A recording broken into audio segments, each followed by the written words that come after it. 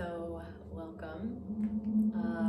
For this week's work, I want to spotlight on trauma and the ways in which we can utilize the magnificent potency of practice to reconfigure trauma, to be architects, if you will, and work through the wounds that we have amassed in our journey, so much so that the wound falls back and life force is made able to blossom without any remnant of a scar. And that sounds like maybe a lofty goal, but if we keep putting our foot in the door, this kind of thing becomes possible in our psychology and in our physiology. And trauma, quite frankly, as far as I'm concerned, is the primary challenge that we are facing right now in our world, in our collective constitution. Trauma is. It is what we are all feeling in the earthy, substantive vessels that are our bodies. So we want to use the body to soothe the body and to ultimately heal the body, right? And so in my integrative practices, prior to this chapter of history that we're moving through, I would be doing a lot of that work, not all of it, but some of it, with you and for you.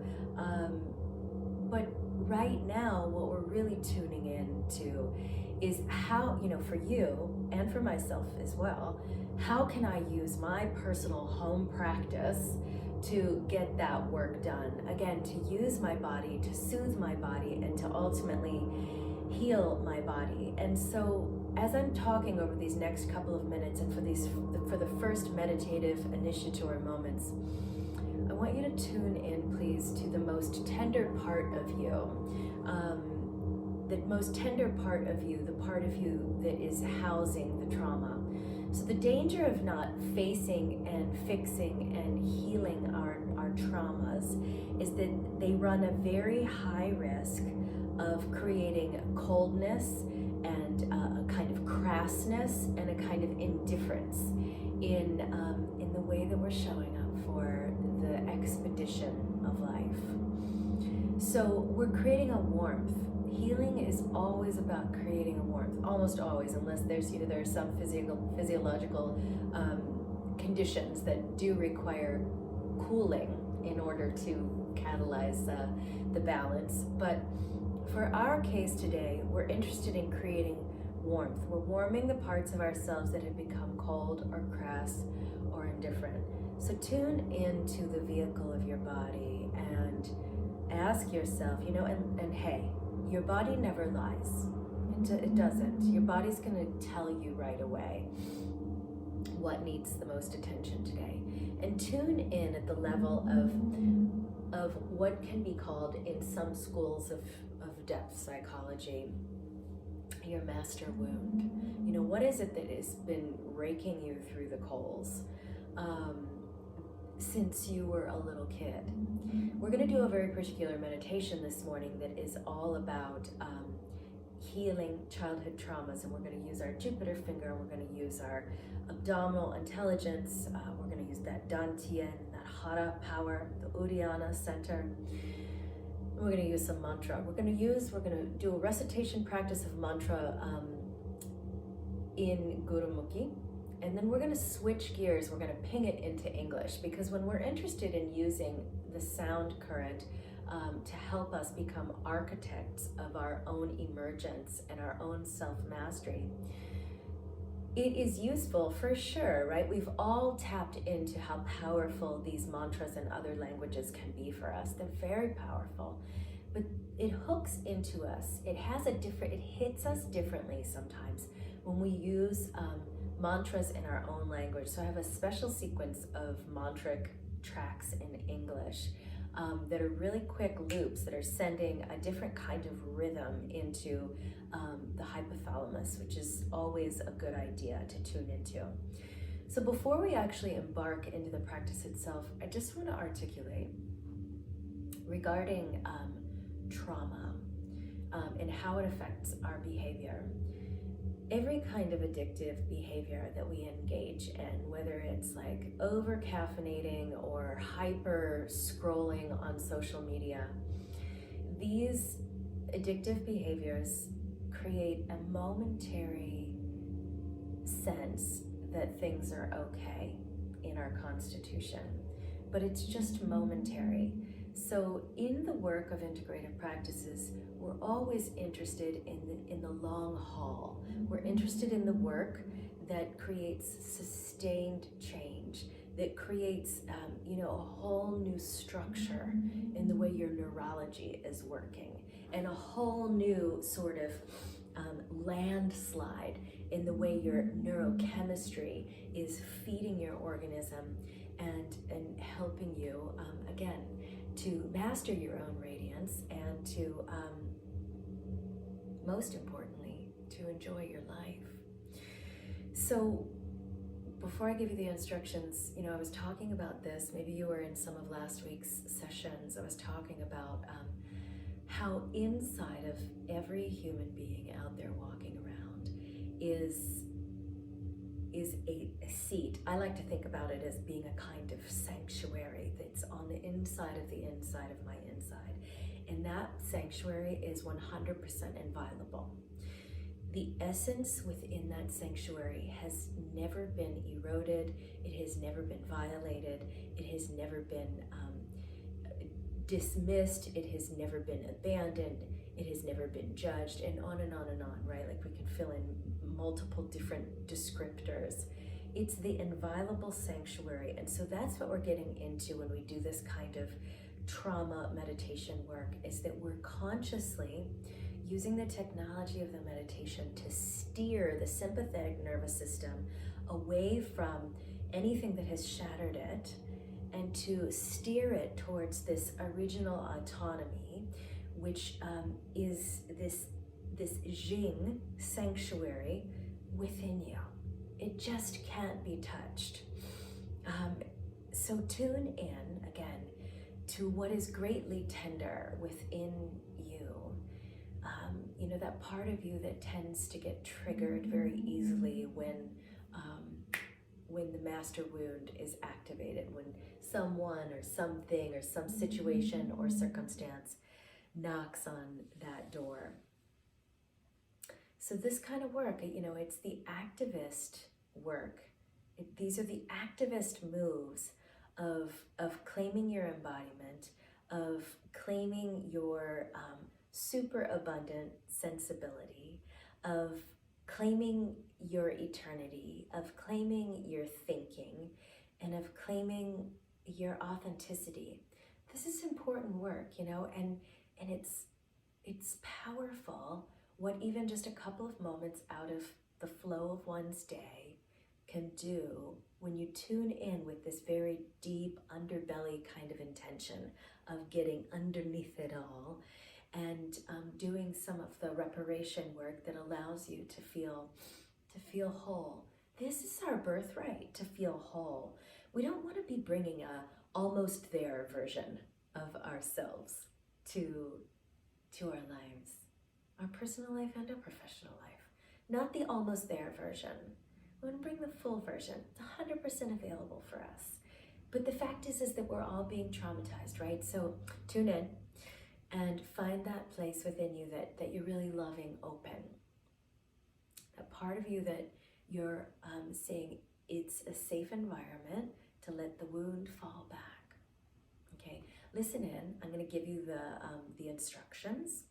So we're going to start by working with abdominal pulsing in tandem with the recitation of the Sa, Ta, Na, Ma, which is bringing all of the celestial and elemental empowerments into the vessel of our organism to help us become balanced, So every time you recite one of these seed sounds, Sa, Ta, Na, Ma, every time you recite, you're going to pull the abs in, which is sending, a pressurization and a surge of new life force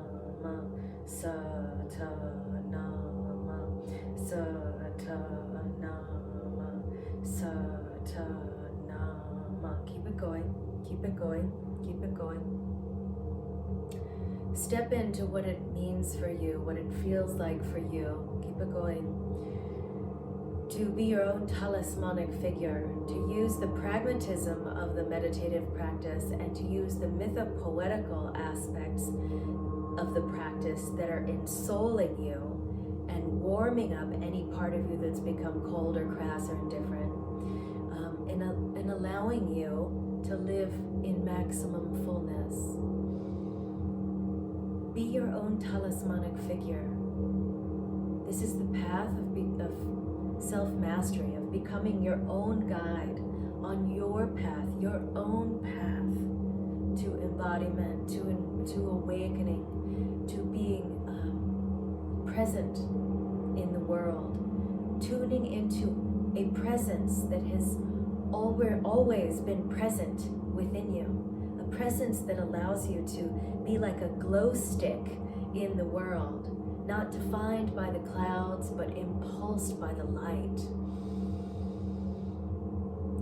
Clearing the template of all those old traumas. A few more cyclical recitations with the sound and with the pulsation of the breathing. Moving your sympathetic nervous system in the direction of the original autonomy that you came in with. One of my favorite mantras, it's a poetical mantra. These are the words of Ibn Arabi, who is a beautiful Sufi mystic poet. And he said, the perfect person is as, he says she, but you can insert he, you can insert they, whatever is appropriate for you. The perfect person is as she was before she was, as she was. He's talking about this inviolable sanctuary of primal, fundamental, original Jing that's inside of you.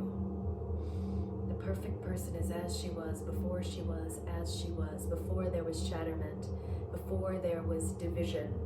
This is the process of getting into your undivided body. A body undivided. Use your body to soothe your body, to ultimately heal your body. Okay, so bring that aspect of our practice to a close. So we're going to use these last few minutes to, as I promised, to move into the terrain of some of these English mantras. And you know, these are good activators. And some of them, I'm just going to read off some of these mantras that are these songs, and they're so beautifully musicalized by this beautiful group of women called the Beautiful Chorus. Anyway, the mantras are: be here now, that's always relevant. I am a being of love. You know, we are interested in emotional and social intelligence. We're interested in kinesthetic intelligence. But all of these intelligences are always pointing us to the quintessential intelligence, which is the love force intelligence. And that's what our planet needs, more people to be radiating out from a place of total truth and conviction. Change arrives. We're in the midst of that, right? I am perfect as I am. That's the Ibn Arabi poem. The perfect person is as she was before she was as she was, and is perfect as she is. I easily find abundance. That's a good one. I love my life. Let me release love. And perhaps the best of all of them is thank you. You know, in some of the spiritual paths that I've been a student of, there's the common agreement that if you have one mantra or prayer or intention that you live by every day, you might want to cast your votes for thank you. Because there's something that happens in our biology at absolutely every dimension when we are occupying the frequency of gratefulness. So we want to catch that frequency, we want to embed that frequency, And then we want to let other people catch that frequency just because they're in our presence. It's possible, you know? So we're going to work with the same Satanama, only we're not going to say the Satanama. It's the same architecture, the same constellation of pressing of the points, but with some of these English words. I'm going to turn it up a little bit so that you can really hear it. So this first one is be here now.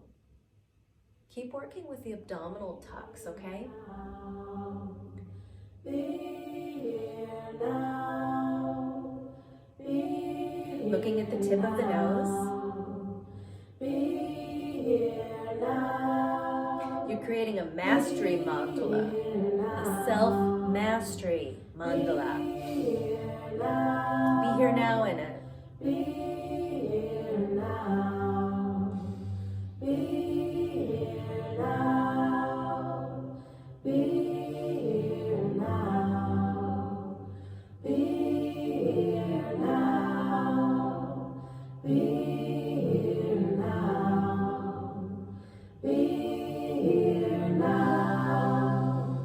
Be here now. Be here now. Be here now. Be here now. Tending and befriending the parts of you that feel most tender. Tending and befriending. And remembering that what is greatly tender is easily disruptible. It's its nature. Use these meditative, medicinal moments to get under the big tent of your own being, to be here now, to recognize the beauty and the authenticity and the honesty that is the truth of who you are. The beauty, the honesty, and the authenticity, recognizing that.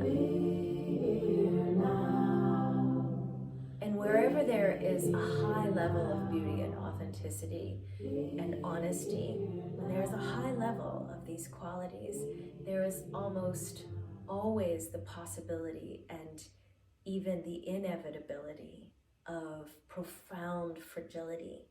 We are tender. We are capable of being so strong, but we are tender. Take care. You are a being of love. Take care.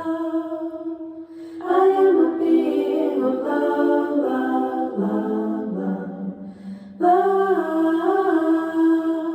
I am a being of love, love. I am a being of love, love, love, love, love. I am a being of love, love. I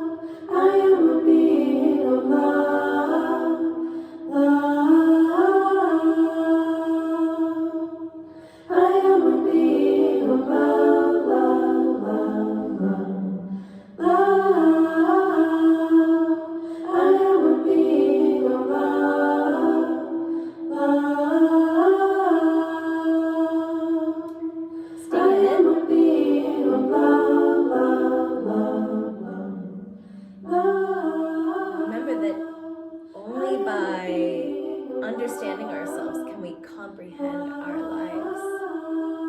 We're using this time to understand all the aspects that make you who you are, the fabulously robust and ready, always ready parts of you, and the parts of you that are still coming up and out from behind the curtain.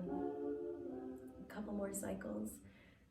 So we're going to move into this last English mantra, which is the thank you.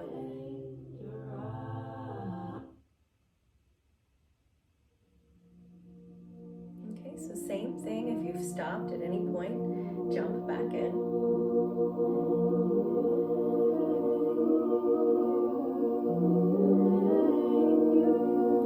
Again, you're creating this gateway into your own super abundant sensibility. Super abundant sensibility. All senses on deck.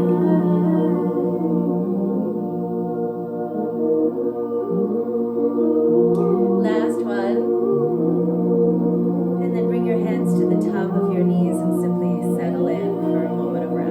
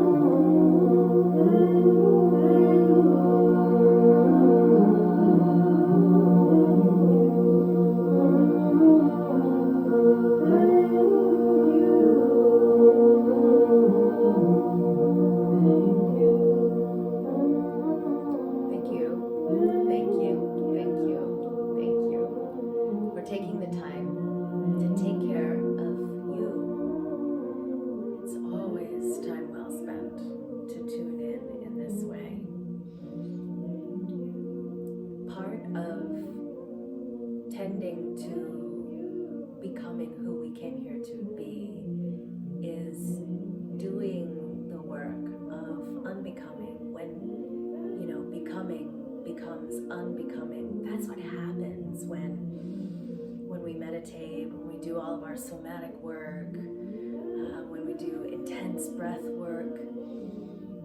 Our becoming is informed by the unbecoming, the letting go of the stronghold that the past and the beliefs and the opinions and the projections and the stories that all that has on us, letting that go so we can be here now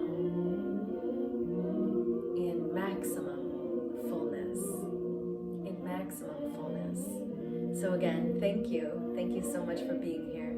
I wish you an amazing day. In the face of Chi, Sat Nam,